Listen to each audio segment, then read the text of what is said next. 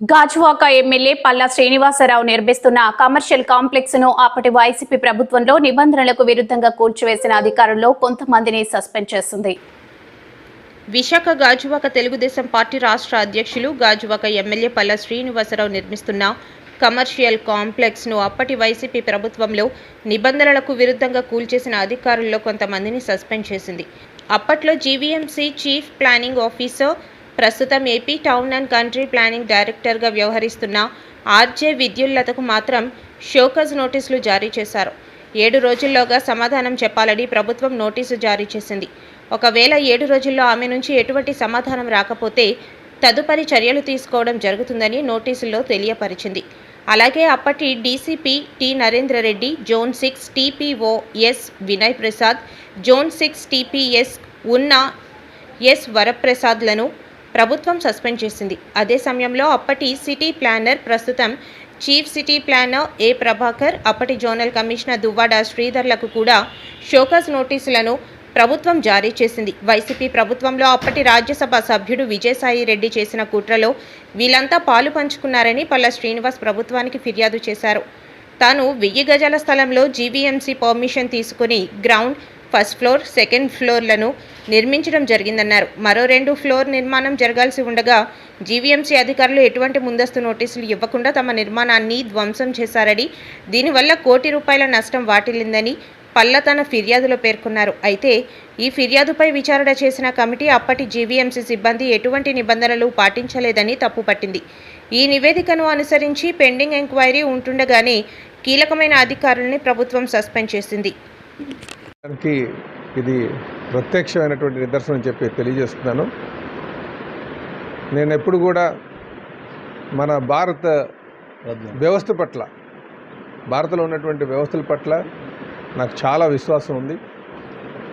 ఎవరైనా సరే రాజకీయ పలుకుబడితో వ్యవస్థలను అడ్డు పెట్టుకొని అన్యాయం చేస్తే వారు ఖచ్చితంగా శిక్షలు అనుభవిస్తారనడానికి ఈ సస్పెన్షనే. ఏదైతే మా బిల్డింగ్ పైన అక్రమంగా, అన్యాయంగా అర్ధరాత్రి పూట వచ్చి బిల్డింగ్ని డిమాలిషన్ చేసినటువంటి పరిస్థితిలో మరి నా పోరాటం ఈరోజు ఫలించింది.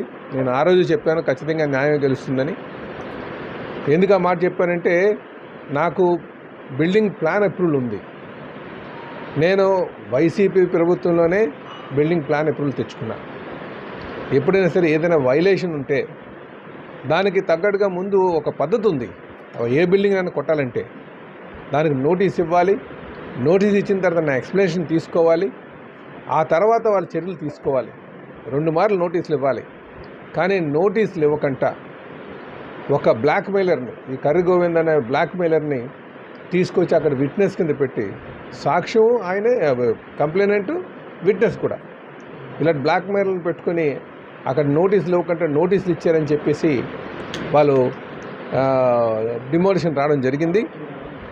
దానికి బాధ్యులైనటువంటి వారు ఎవరైతే ఈ డీసీపీ నరేందర్ రెడ్డి ఉన్నాడు, అలాగే ఆ వినయ్ ప్రసాద్, వరప్రసాద్, ఇంకా చాలామంది సస్పెండ్ అవ్వాల్సిందే.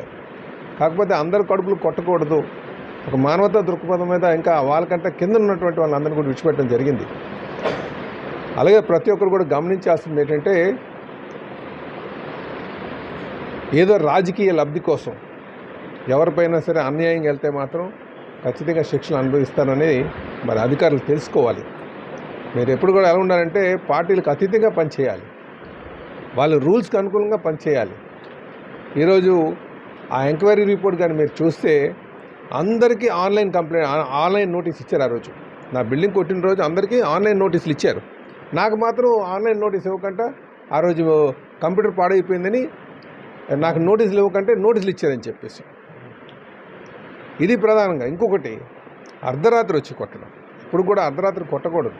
ఒకవైపు పోలీసు వారు వచ్చి 3:30కి మేము వచ్చాము, 6:30 కల్లా బిల్డింగ్ డిమాలిష్ చేసి వెళ్ళిపోయాము అని చెప్పి వాళ్ళు కౌంటర్ ఫైల్ చేస్తే, వాళ్ళు నోటీస్ ఇస్తే వాళ్ళు కౌంటర్ ఫైల్ చేస్తే, కొంతమంది వీళ్ళు లేదు మేము 6 తర్వాత వచ్చామని చెప్పేసి అప్పుడు ఉన్నటువంటి సృజన గారు వేశారు కౌంటర్. అంటే అన్ని తప్పులు కేవలం రాజకీయ కక్ష సాధింపు కోసమే. చాలామంది ఏమనుకుంటున్నారంటే అది రోడ్డు మధ్యనికి వచ్చి ఉంటుంది, అందుకే కొట్టిస్తుంటారేమో అని చాలామంది అనుకుంటున్నారు. రోడ్డు మార్జిన్కి వచ్చిందా లేదా అన్నది నా ఎక్స్ప్లెనేషన్ బట్టి మీరు డిసైడ్ చేయాలి. ఇప్పుడు ఒక ఇమాజినరీ రోడ్డు ఉంది అక్కడ 266 అడుగులు రోడ్డు అంటున్నారు. ఎప్పుడు పెట్టారు? 2001లో పెట్టారు. 2021 వరకు కూడా అవ్వలేదు కదా రోడ్ ఎక్స్టెన్షన్. అంటే జీవితకాలం ఆ ఇమాజినరీ రోడ్లు ఉంటాయా? ఎప్పుడు కూడా ఎంత ఎక్విజేషన్ ఉందో అంతే అవుతుంది. లేని పక్షంలో నాకు నోటీస్ ఇస్తే బాబు ఇది రోడ్డు మార్జిన్లో ఉందంటే మీరు రోడ్లు వేసేటప్పుడు నేను ఖచ్చితంగా ఆ స్ట్రక్చరల్ డ్యామేజ్కి నేను డబ్బులు అడగను, ఓన్లీ ల్యాండ్కే డబ్బులు అడుగుతానని చెప్పేసి ఒక ఎక్స్ప్లెనేషన్ తీసుకుని ఇవ్వాలి. నేను అదే చెప్తాను. ఎక్కడ కూడా మున్సిపల్ రూల్స్ తెలియనటువంటి వరకు నాకు న్యాయం గెలుస్తుందని ఒక నమ్మకం ఉంది కనుకనే నేను కోర్టులో కూడా వేశాను. వాళ్ళ మీద నా పోరాటం చేశాను. కొట్టేసిన దగ్గర నుంచి కూడా వాళ్ళు కట్టుకోమని అంటున్నారు నన్ను, కట్టేసుకోండి సార్ అని. కట్టుకోవడం కాదు, ఒక అన్యాయం జరిగిందంటే ఎవరో నించోవాలి. అన్యాయం కోసమే మనం అన్యాయం జరిగితే దాన్ని ఎదిరించి నించోవాల్సిన అవసరం ఉంది. నించున్నాం మేము, నించున్నాను కనుక ఈరోజు న్యాయం గెలిచింది. న్యాయం కోసం అందుకే అనేక సందర్భాల్లో చెప్తాను, న్యాయం కోసమే పోరాటాలు చేయాలి. లేకపోతే ఏదో నాకు రెంట్ అయిపోతుందని వాళ్ళతో వెళ్ళి కాంప్రమైజ్ అయిపోయి కూర్చొని బిల్డింగ్ కట్టించుకుంటారు అనుకున్నారు. నాకు అది లేదు. డబ్బు ఎప్పుడు కూడా ప్రధానం కాదు. మనకున్నటువంటి వ్యవస్థ నించోబెట్టాలన్నది ప్రధానమైనటువంటి ఆలోచన. నేను అందుకే నాకు ఏదైతే నేను విశ్వసించానో justice may be delayed but never denied అని, ఇది చంద్రబాబు నాయుడు గారు చెప్పినటువంటి మాట. అది ఆ మాటని నాకు ఆ వర్డ్ మీద పూర్తి విశ్వాసం ఉంది. ఈరోజు నేను రాష్ట్ర ముఖ్యమంత్రి వర్యులకి శ్రీ నారా చంద్రబాబు నాయుడు గారికి ధన్యవాదాలు తెలియజేస్తున్నాను. మా యువ నాయకులు లోకేష్ బాబు గారికి ధన్యవాదాలు తెలియజేస్తున్నాను. నా మీద పూర్తి విశ్వాసం ఇచ్చి శ్రీనివాస్ తప్పు చేయడు, ఖచ్చితంగా దాన్ని ఎంక్వైరీ రిపోర్ట్ ఇంపార్షియల్గా చేయండి, దేనికి తావు ఇవ్వకంటనా, అన్యాయానికి తావు ఇవ్వకంట న్యాయబద్ధంగా చేయమని చెప్పేసి విశ్వాసం పెట్టి ఇచ్చారు. అలాగే మా మున్సిపల్ మంత్రి గారు నారాయణ గారు కూడా, ఆయన కూడా క్షుణ్ణంగా పరిశీలించి అనేక సందర్భాల్లో చెప్పించారు. పోన్లే రాజకీయంగా చేశారు కదా, విడిచిపెట్టేస్తే పోయే కదా అని. ఆయన కూడా ఎంతో అంటే